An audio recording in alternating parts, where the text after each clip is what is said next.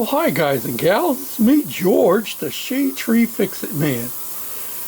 And I'm just going to do a quickie update, and especially to wish you all a very happy and blessed Thanksgiving Day tomorrow. This is Wednesday night, the night before. And as I was growing up as a lad many, many years ago, one of the things that I often looked forward to was the Wednesday night Bible study singing at our church back in Massachusetts. And there was a gentleman in our church who had been part of the state legislature, and every year he would read the Declaration of Thanksgiving for the present governor of our state. And I really appreciated that, the historical aspect of it. And one of the songs that we like to sing was, and you can sing it along with me, I'm not going to sing the whole thing, "We gather together to ask the Lord's blessing." And so it went. And the service that evening would consist of people telling what they were thankful for from the previous year. And of course, our day of Thanksgiving is giving thanks to Jehovah God, who at the original Thanksgiving had brought the pilgrims safely across, even though they lost a goodly number of the people who came over from Amsterdam and that area, originally from England and that surrounding areas. But it's a cherished holiday for me in my memories, and my extended family back then would all gather together with my grandparents and my aunts and uncles and cousins and celebrate Thanksgiving dinner together. So I'm praying that you will be thankful this year. You know, we got lots of things to be thankful for. And I'm not big into politics, but I got to tell you, I am thankful for the outcome of the most recent presidential election. The optimism for our country is far greater than it might have been.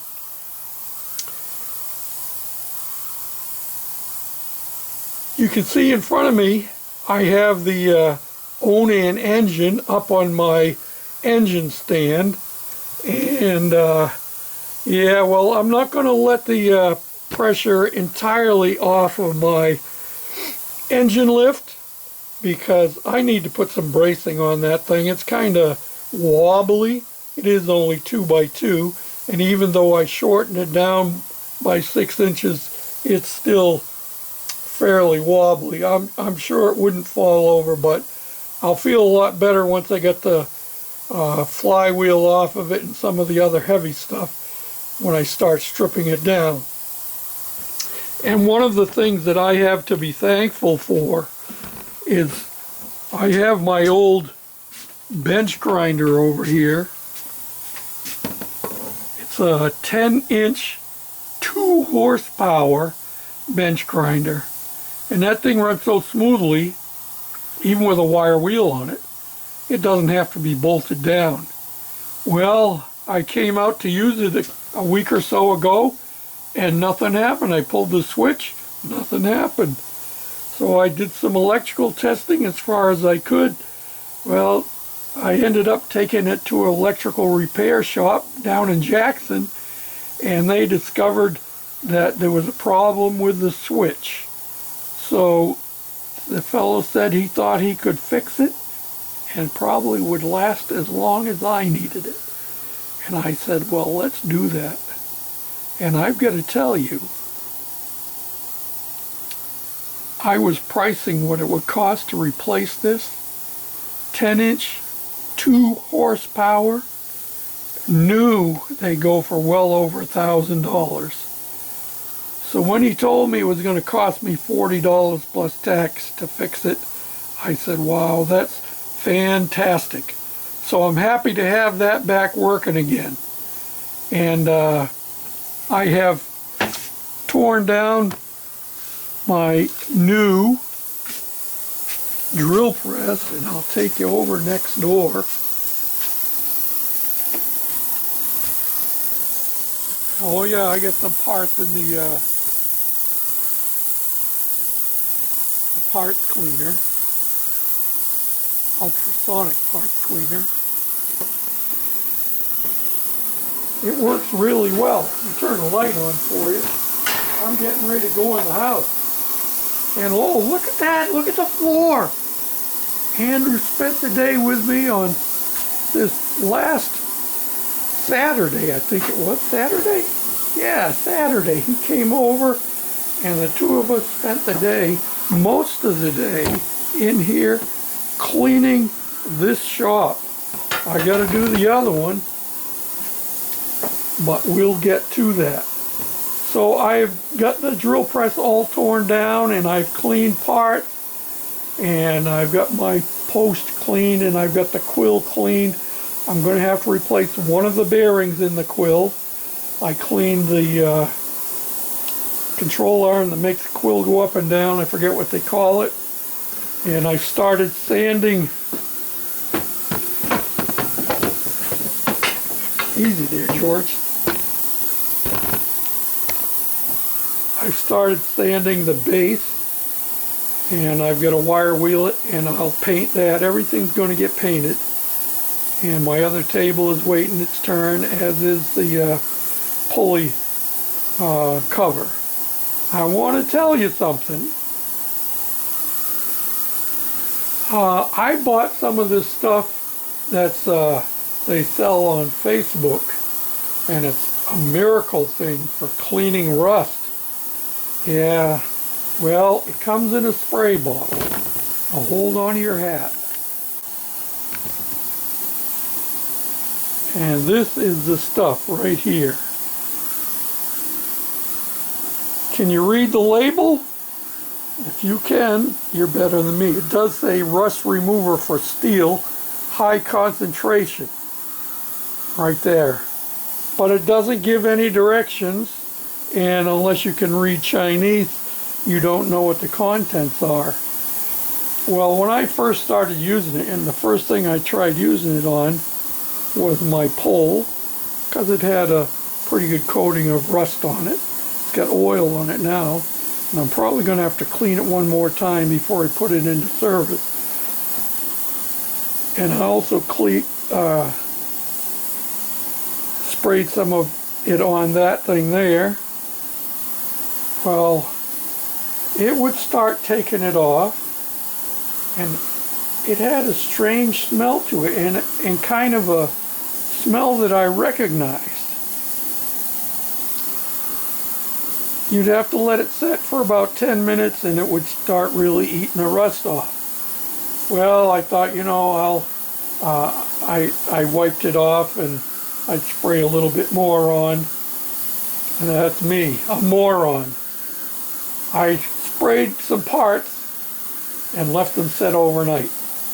That being one of them. That thing was totally rust coated the next morning. What this is, I believe, I can't tell you for sure, it's some sort of acid. My guess is that it's muriatic acid. It's not hard on your hand, thankfully, but it has that distinct smell to it, and unless you clean it off right away, it will eat the rust off and then leave the metal bare, and doesn't take long before it starts rusting again. And the rust on those parts were worse than when I started. I have since wire wheeled them down. This one I'm going to do again, and I have put a coating of oil on that until I am ready to put it all together. And I probably will put a coat of paint on that. Not on this so much. From here out is exposed, and same with the rod. They're exposed. And there's nothing that rides on them, so paint on that won't hurt. But I don't want paint in here where it's going to mesh with my quill. This is the quill here, and this rides on there like that, and you turn it and that makes that go up and down. So, and I've coated this with oil too. This is what I'm using: gel lubrication spray and stay, no drip formula. I tried using just regular WD-40 or PB Blaster, and but it has a tendency to dissipate too quickly. So we're using this now. So that's where I'm at. I haven't really done anything on the Goofy cart.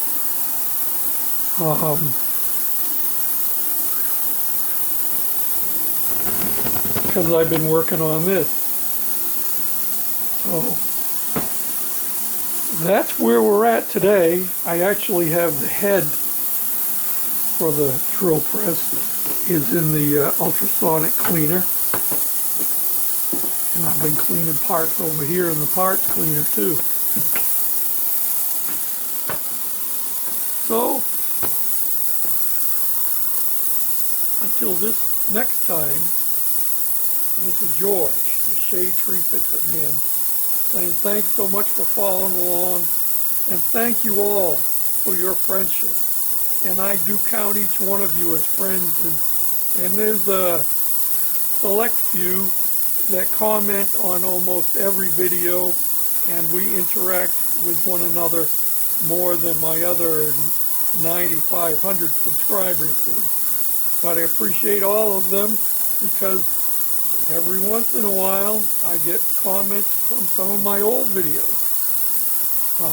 My most popular video, believe it or not, at this point, is changing the thermostat on a 1993 Chevrolet S10 pickup. It has over 150,000 views. What do you think of them apples? No more babbling. Thanks again. Bye for now.